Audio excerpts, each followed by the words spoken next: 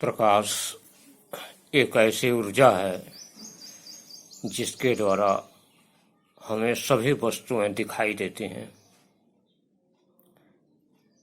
मुख्य रूप से देखने का यह सिद्धांत होता है कि जब प्रकाश किसी वस्तु पर पड़ता है तो वह वस्तु से टकराकर पुनः आँख में आता है और आँख से टकराने पर उसका प्रतिबिंब आँख में बनता है। इस प्रकार हमें वह वस्तुएं दिखाई देती हैं।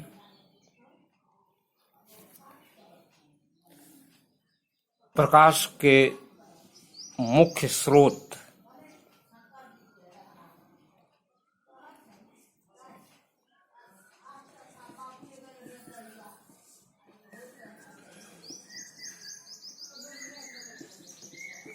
प्रकाश के स्रोत मतलब जिससे हमको प्रकाश मिलता है, यह हमको दो प्रकार का मिलता है। पहला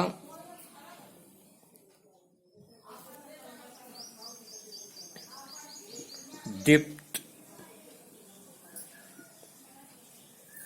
प्रकाश स्रोत। ऐसा प्रकाश स्रोत जो खुद अपना प्रकाश उत्पन्न करता है, जैसे सूर्य, तारे, विद्युत बल्ब।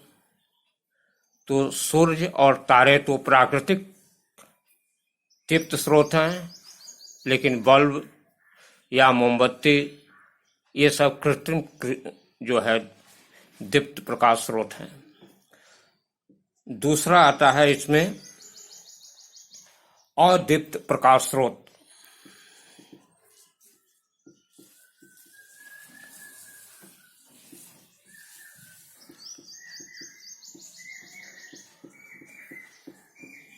अदीप्त प्रकाश स्रोत ऐसा प्रकाश स्रोत होता है जिसमें कोई प्रकाश स्वयं अपने प्रकाश न उत्पन्न करके किसी दूसरे प्रकाश को परावर्तित करके भेजता है। जैसे चंद्रमा, सूर्य का प्रकाश चंद्रमा पर पड़ता है तो वह प्रकाश हमें परावर्तित होकर दिखाता है। इसी प्रकार यदि किसी दर्पण के सामने यदि कोई हम दीप्त प्रकाश स्रोत जला दें तो उसके सामने या दर्पण में से हो करके जो हमको प्रकाश मिलेगा वह अदीप्त प्रकाश स्रोत होगा।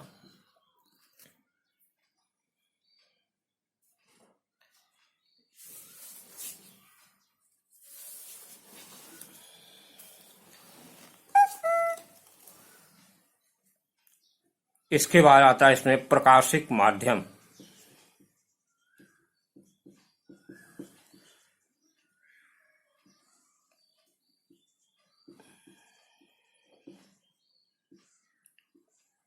प्रकाशिक माध्यम क्या है? इसका मतलब यह है कि प्रकाश किसमें या किस किस माध्यम से हो करके जा सकता है। इसके लिए इसको तीन भागों में बांटा गया है। पहला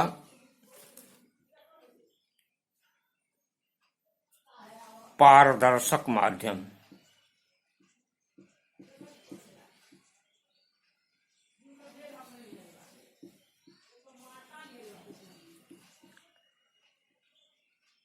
पारदर्शक माध्यम या इसको हम ट्रांसपेरेंट मीडियम कहते हैं इंग्लिश में। ट्रांसपेरेंट मीडियम या पारदर्शक माध्यम में प्रकाश का अधिकांश भाग जो है उस माध्यम से गुजर सकता है। जैसे कांच के द्वारा क्या है, प्रकाश एक सिरे से दूसरे सिरे की तरफ जा सकता है। या यह कहा जाए कि प्रकाश जिस माध्यम से हो करके पूर्ण रूप से पास कर जाए या गुजर जाए उसको हम पारदर्शक माध्यम कहेंगे। दूसरा माध्यम पारभाषक माध्यम।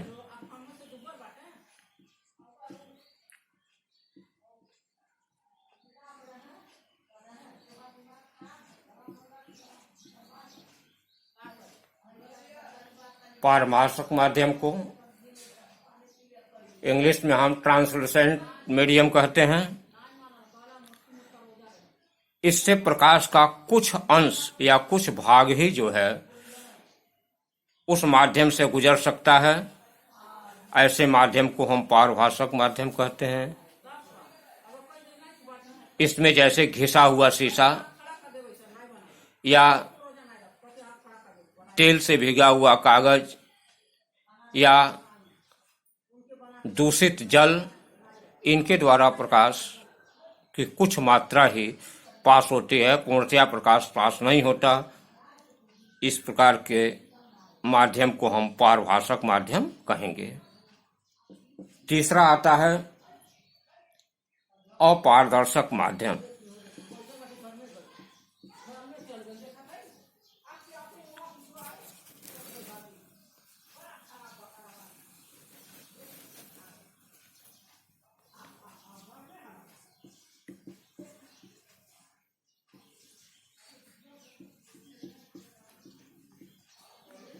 अपारदर्शक माध्यम, इसको इंग्लिश में हम ओपैक मीडियम कहते हैं। इस माध्यम से प्रकाश का कोई भी भाग पास नहीं होता या गुजरता नहीं। जैसे लकड़ी, दीवार,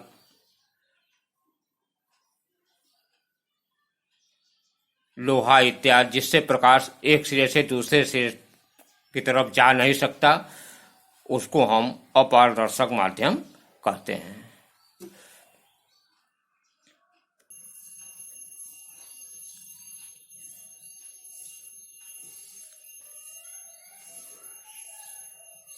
इसके बाद आता है प्रकाश। प्रकाश यदि किसी माध्यम में ऐसे सीधी रेखा में चलता है तो इसको हम प्रकाश का किरण कहते हैं। प्रकाश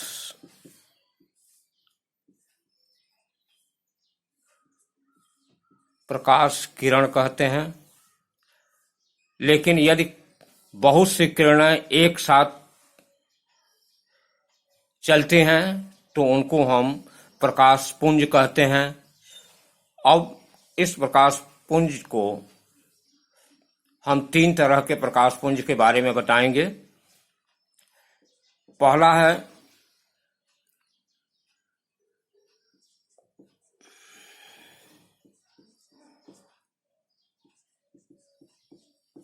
अभिसारी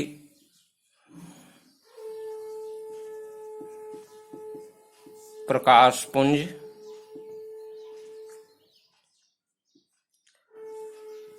अभिसारी प्रकाश पुंज में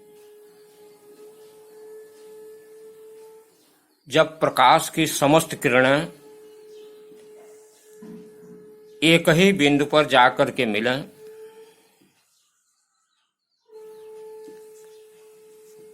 तो इसको हम अभिसारी प्रकाश पुंज या इंग्लिश में इसे हम कन्वर्जेंट बीम ऑफ लाइट कहते हैं या अभिसारी प्रकाश पुंज कहेंगे। जब सारी किरणें किसी एक बिंदु पर, जैसे ओ बिंदु पर ये सारी किरणें आकर के मिल रही हैं, इसलिए इसको हम अभिसारी प्रकाश पुंज कहते हैं। दूसरा आता है अपसारी प्रकाश पुंज।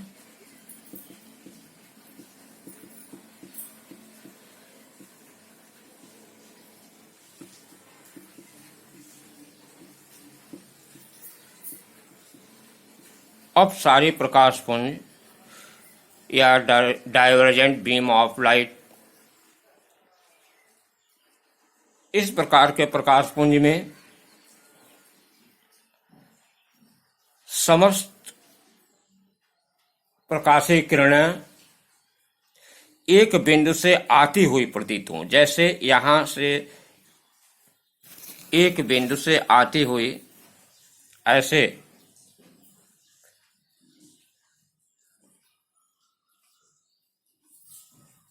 एक ही बिंदु से यदि आती हुई किरणें प्रतीत हों तो इसको हम अपसारी प्रकाश पुंज कहते हैं।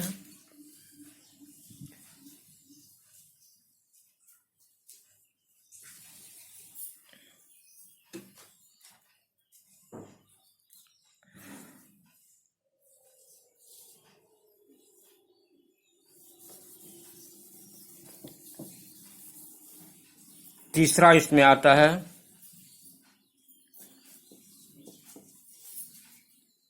समांतर प्रकाश पुंज।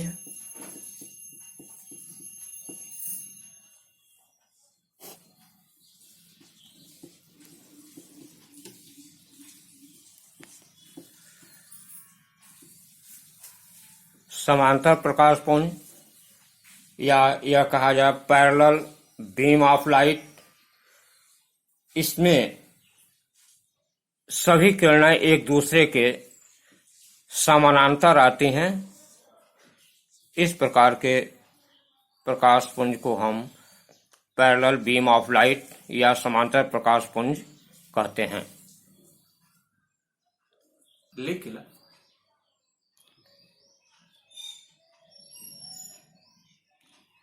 इसके बाद आपका आता है अगला टॉपिक, प्रकाश का परावर्तन।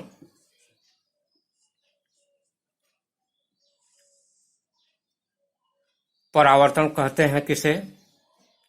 जब कोई प्रकाश की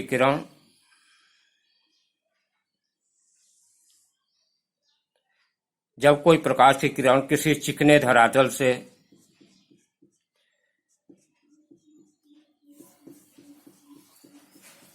या कहा जाए किसी परावर्तक पृष्ठ से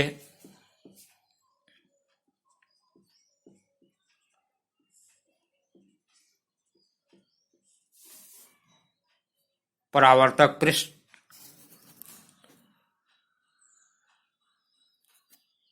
या चिकने धरातल पर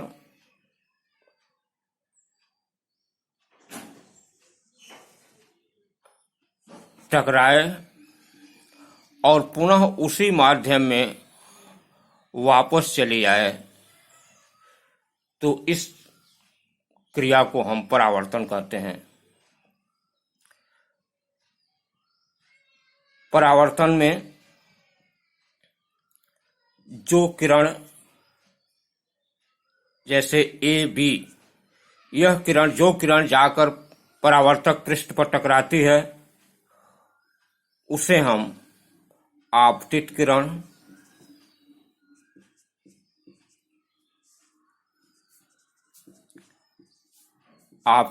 कहते हैं, तथा जो टकराने के बाद वापस आती है जैसे बी सी किरण, इसको हम परावर्तित किरण कहते हैं।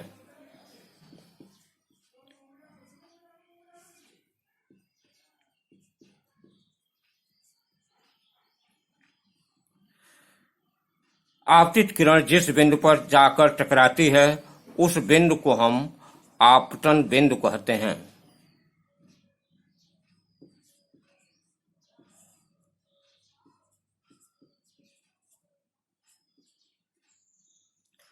आपतन बिंदु पर परावर्तक पृष्ठ के लंबवत यदि हम कोई लाइन खींचते हैं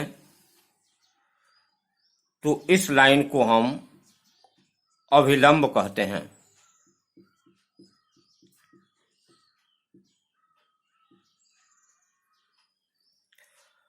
आपतित किरण तथा अभिलंब के बीच के कोण को आपतित कोण,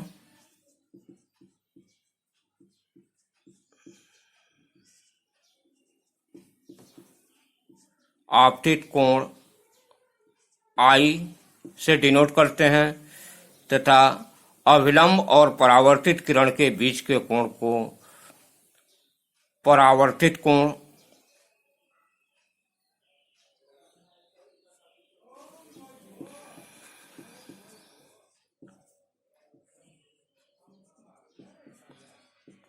या कोण आर से डिनोट करते हैं।